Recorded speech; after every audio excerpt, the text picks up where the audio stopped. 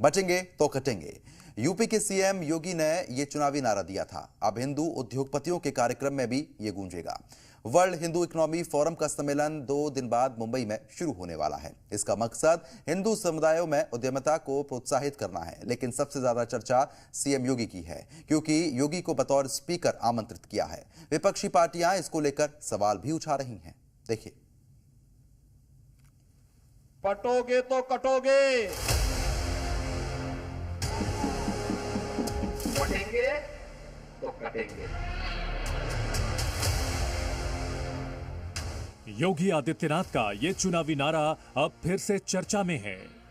ये नारा आपको अगर हिंदू उद्योगपतियों के सम्मेलन में सुनाई दे तो चौंकिएगा नहीं, क्योंकि यूपी के सीएम योगी मुंबई आने वाले हैं। मौका है वर्ल्ड हिंदू इकोनॉमिक फोरम का, जिसमें सीएम योगी को बतौर स्पीकर न्योता दिया गया है। हिंदू इकोनॉमिक फोरम हिंदू नौकरी ढूंढने वाले नहीं, बल्कि हिंदू नौकरी देने वाले बने के संदेश पर केंद्रित है। ये फोरम न केवल हिंदू कारोबारियों की आवाज को वैश्विक मंच पर ले जाने की कोशिश करता है, बल्कि ऐसे हिंदू उद्योगपतियों को भी तैयार करता है जो कि नीति निर्माण में योगदान दे सकें। इस फोरम का मानना है कि हिंदू उद्योगपतियों को बढ़ावा तभी मिलेगा जब सभी एकजुट होकर काम करेंगे, और शायद योगी के नारे का मतलब भी यही है। देश की जनता नकारात्मक राजनीति को, बांटने वाली राजनीति को पूरी तरह खारिज कर चुकी है। और इसीलिए हम कह रहे हैं कि बटेंगे तो कटेंगे, एक रहेंगे तो सेफ रहेंगे। तो एक रहेंगे, सेफ रहेंगे पर देश की जनता जनार्दन ने राष्ट्रीय एकता और अखंडता को मजबूती प्रदान करने के लिए, सुरक्षा और समृद्धि के लिए अपना जनादेश दिया है। सबसे पहले आप ये जान लीजिए कि हिंदू इकोनॉमिक फोरम में क्या होने वाला है। मुंबई के इसी वर्ल्ड जियो सेंटर में वो हिंदू उद्योगपतियों को संबोधित करेंगे, जिसका ये जो कार्यक्रम है वर्ल्ड हिंदू इकोनॉमिक फोरम एक संस्था द्वारा आयोजित किया जा रहा है, जहां पर हिंदू उद्योगपतियों को एकजुट कर कैसे उद्योगों में बढ़ावा जो है देने की बात की जाएगी, कैसे हिंदू उद्योगपतियों को बढ़ावा दिया जाए, कैसे एक तरह से जो इकोनॉमिक सिस्टम है उसमें हिंदुओं की एकजुटता कैसे करी जाए। ये एक तरह की कोशिश वर्ल्ड हिंदू इकोनॉमिक फोरम की है, और उसी के तहत 2019 के भी कार्यक्रम में जो है तत्कालीन मुख्यमंत्री योगी आदित्यनाथ आए थे। इस बार भी मुख्यमंत्री के तौर पर योगी आदित्यनाथ एक बार फिर इस हिंदू इकोनॉमिक फोरम को संबोधित करने आ रहे हैं। योगी आदित्यनाथ को स्पीकर के तौर पर फोरम में बुलाना सियासी चर्चा का केंद्र बना हुआ है। बटेंगे तो कटेंगे का नारा देकर योगी ने दोनों ही राज्यों में चुनावी हवा का रुख बदल दिया था, और चुनाव परिणाम ऐसे आए कि तमाम चुनावी पंडित अब तक हैरान हैं। वर्ल्ड हिंदू इकोनॉमिक फोरम के संस्थापक स्वामी विज्ञानानंद का कहना है कि बटेंगे तो कटेंगे सिर्फ चुनावी नहीं, बल्कि गोल्डन वाक्य है। बटेंगे तो कटेंगे तो निश्चित है, तो ये तो गोल्डन रूल है। तो गोल्डन रूल है, इसलिए हमें मजबूत रहना है, इकट्ठे रहना है, संगठित रहना है, और बिजनेस इकोनॉमी में भी संगठित रहना। देखो, जो समाज बिजनेस इकोनॉमी में ऑर्गेनाइज होता है ना, तो फैसिलिटेट करता है एक दूसरे को, ग्रोथ को, एक दूसरे को सपोर्ट करते, इनेबल करता है। इसलिए मैं Auckland to Alaska, Oslo to Johannesburg, Hindu businessman एक दूसरे को सपोर्ट करें, कोलैबोरेट करें, आगे बढ़े, नहीं पूरब से पश्चिम, उत्तर से दक्षिण।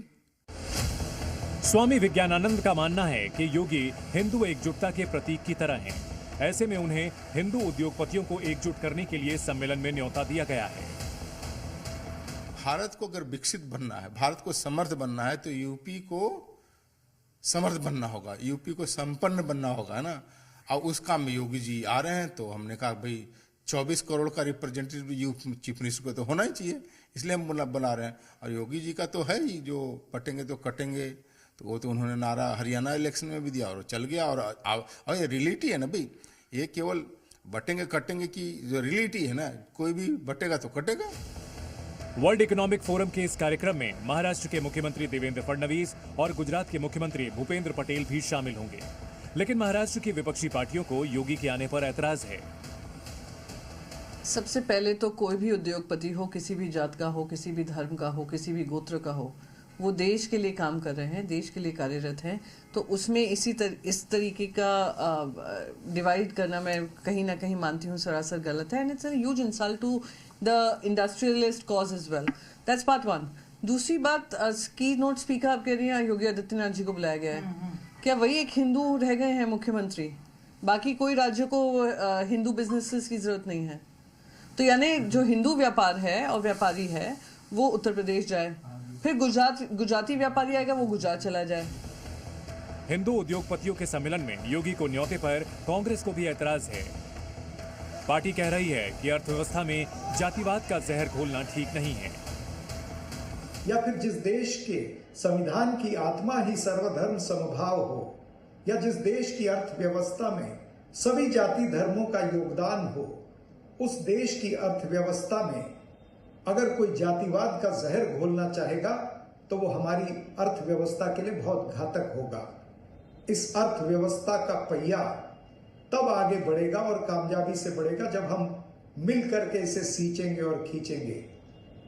इस देश को आगे बढ़ाना है तो वो गांधीवादी विचारधारा से आगे बढ़ेगा, गोडसेवादी विचारधारा से नहीं। योगी के मुंबई आने और हिंदू उद्योगपतियों को एकजुट करने की कोशिश में एकनाथ की शिवसेना को कुछ भी गलत नहीं दिख रहा है।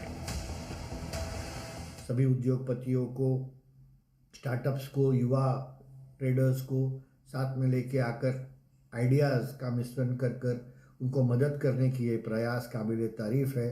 और मुझे लगता है कि ऐसे एक फोरम का बहुत ज़रूरत है और इसमें हिंदू समाज और ख़ासकर हिंदू जो नए उद्योगपति, ट्रेडर, टेक्नोक्रेट और व्यावसायिक है उनको बहुत लाभ मिलेगा। वैसे उद्धव की शिवसेना भी हिंदू उद्योगपतियों को एकजुट करने की कोशिश की सराहना कर रही है, लेकिन उसे इस फोरम के राजनीतिक इस्तेमाल पर ऐतराज है।